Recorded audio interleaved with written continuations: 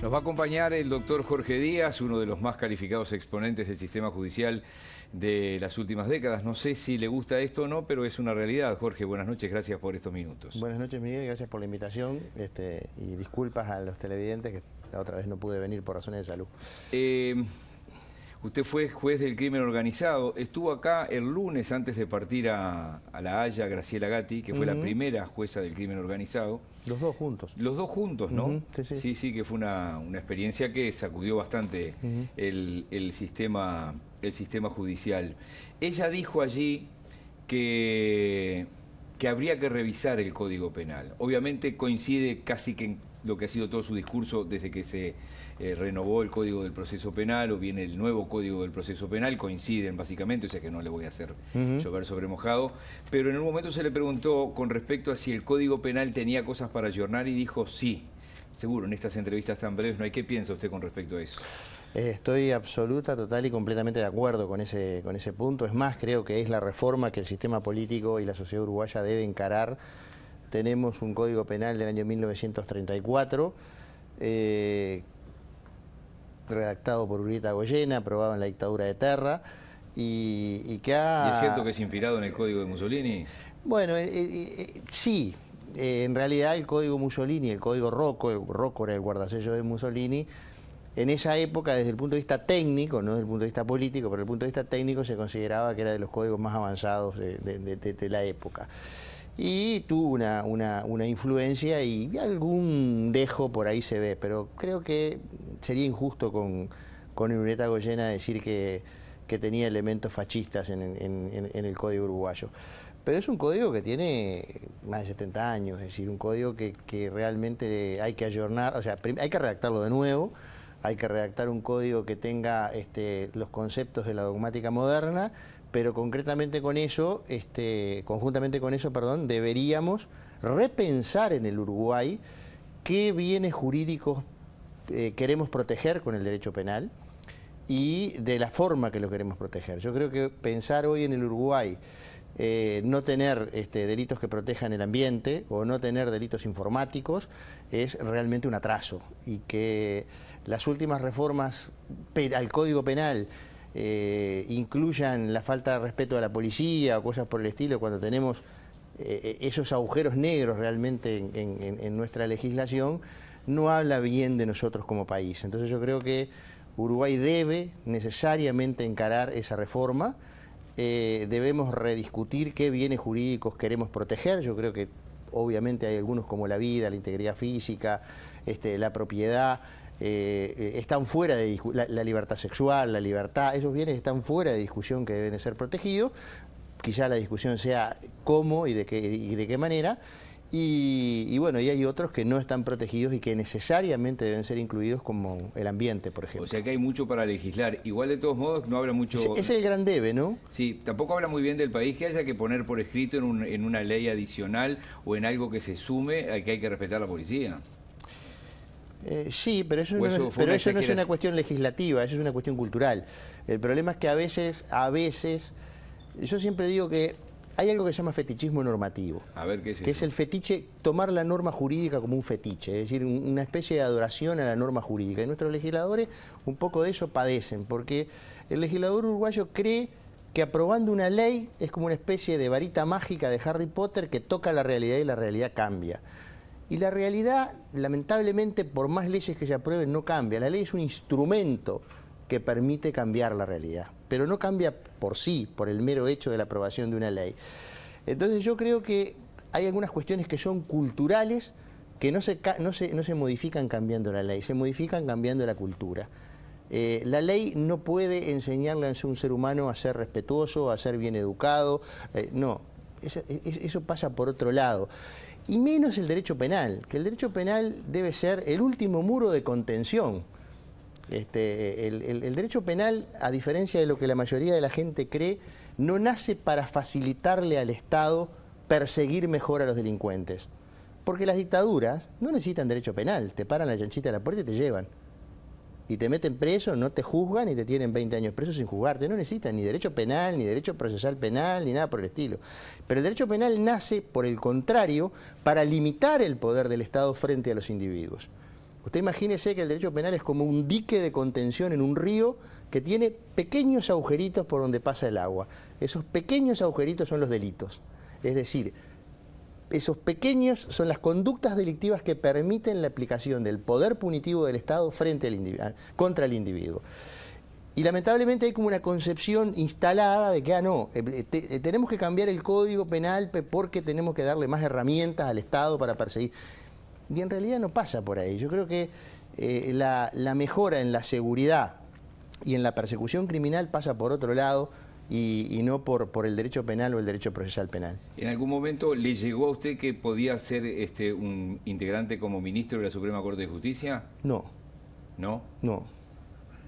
A mí no solo me llegó eso, sino que Cabildo Abierto no quería que usted llegara a la Suprema Corte de Justicia. Bueno, a ver, mire, yo estoy tan acostumbrado, ¿sabe qué pasa, Miguel? Yo estoy tan acostumbrado a que se digan tantas cosas y que hago tantas cosas y dejo de hacer tantas cosas y si he sido candidato a tantas cosas, mire... No, pero de repente le podía haber llegado. Fui candidato a ministro del Interior, me han nombrado, y la realidad es que nunca nadie me propuso ser ministro de la Suprema Corte, ser candidato a ministro de la Suprema Corte, ni al Tribunal de lo Contencioso Administrativo, que también se dijo, ni al ministro del Interior, que también se dijo, nada. Yo dije que... ¿Bajo determinadas circunstancias sería ministro del Interior?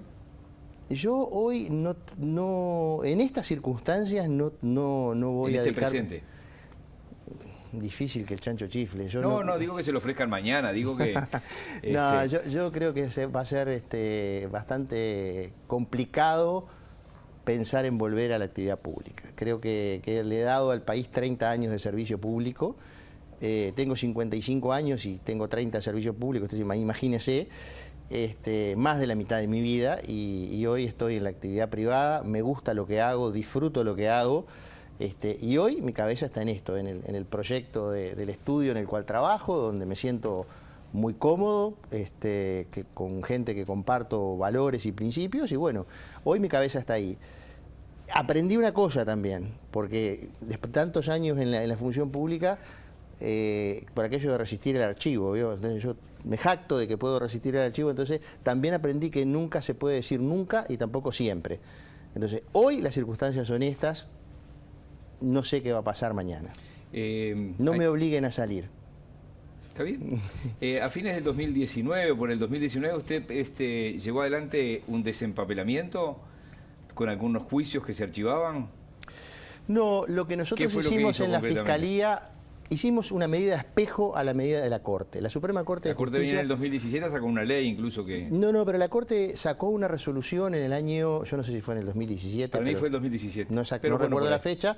Respecto de los procesos que tramitaban por el sistema antiguo, la Corte saca una resolución, una acordada, dirigido a los jueces, donde dice que determinadas causas que se encontraban en determinadas condiciones correspondía el archivo o algo por el estilo. No recuerdo exactamente cuál era el texto de la acordada, pero lo que se buscaba con esa acordada era que determinadas causas que estaban paralizadas, que no tenían avances, en las que se investigaban delitos de menor cuantía, gente que iba a ser procesada sin prisión. O gente que podía ser procesada sin prisión. En ese caso la Corte decía, bueno, estas causas se archivan. Archívenlas.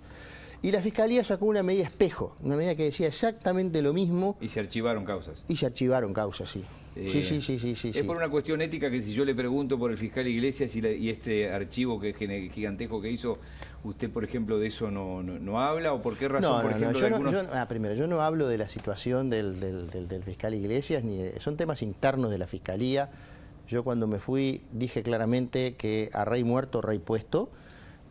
Fui 10 años el fiscal general en Uruguay, ahora el país tiene un fiscal de corte subrogante, pero fiscal de corte al fin. ¿Pero es por ética que no habla? No, cuando se manda a allanar una radio, por ejemplo, ¿qué le genera eso? Es que entiendo, a ver, no, pero eso es otra historia. Lo que yo me refiero específicamente a la situación de un proceso disciplinario en la interna de Fiscalía. Para mí es un tema interno de la Fiscalía en el cual yo no tengo absolutamente nada que opinar.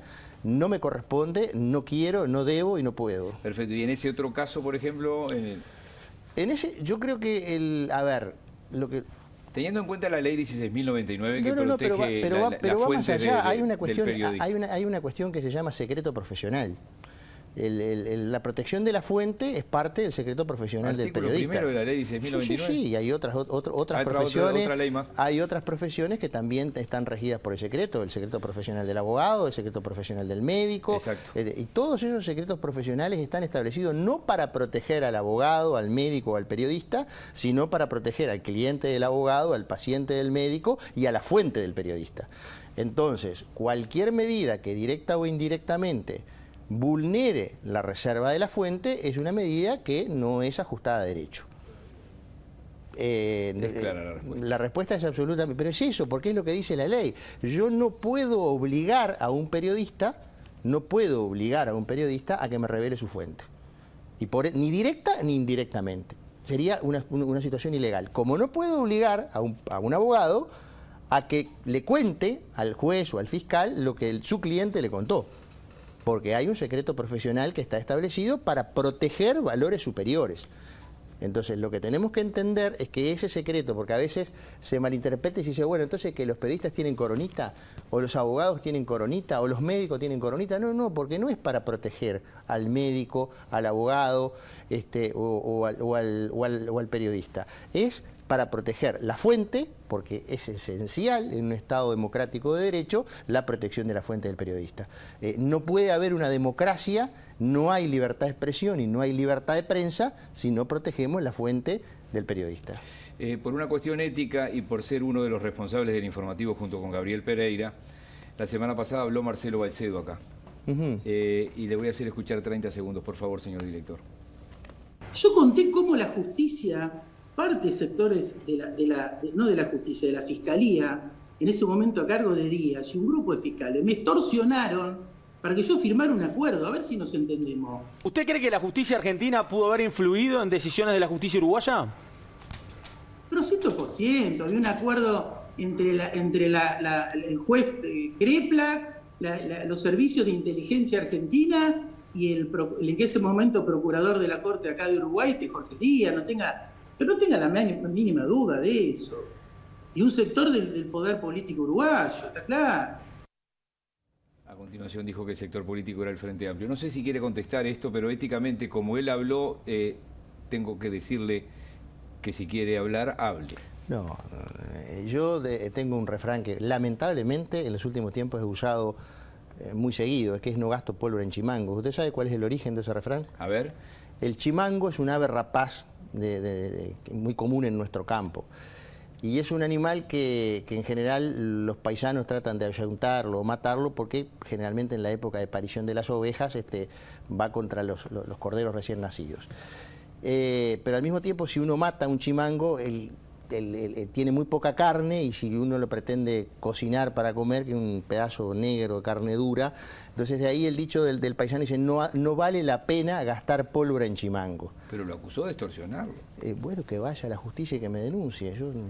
Tiene varios refranes. El otro día lo trató de burro a Luz, le dijo a rebuznar al rebuznadero.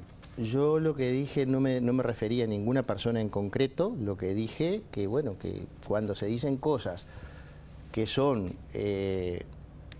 se dicen por mala intención o por ignorancia. Yo como la buena intención la presumo, creo que es de ignorante. Se dicen determinadas cosas, como que por ejemplo una persona va en prisión domiciliaria por la aplicación del CPP cuando no tiene absolutamente nada que ver, entonces eso es un disparate jurídico. Y cuando alguien dice un disparate jurídico de esa magnitud, yo creo que, vuelvo a repetir, o se dice por mala fe o se dice por ignorancia. Yo la buena fe la presumo, entonces supongo que es por ignorancia. Jorge, muchísimas gracias. El tiempo de un informativo es breve, seguro seguiríamos, sé de su buena disposición de siempre. Muchísimas gracias. No, gracias a ustedes por la invitación y a la orden como siempre. Y le quiero agradecer muy particularmente que en la noche de hoy no me ha dicho que soy ex nada, sino ha buscado la vuelta para no calificarme como... No, porque además sé que está en la libre ejercicio de la profesión, sé que tiene planes académicos que ya han comenzado, en la formación de colegas y de gente que está empezando, que de eso hemos hablado también en Buscadores en este caso. Hay mucho para hablar. Y lo vamos a seguir molestando, ¿no? Porque a veces necesitamos datos, información. De todo lo que signifique difundir a nivel de la población en general, todo lo que tiene que ver con sus derechos, todo lo que tiene que ver con los procesos y todo lo que tiene que ver con el respeto a los derechos humanos va a contar conmigo siempre. Gracias. Ya sabes. El doctor Jorge Díaz, ya venimos.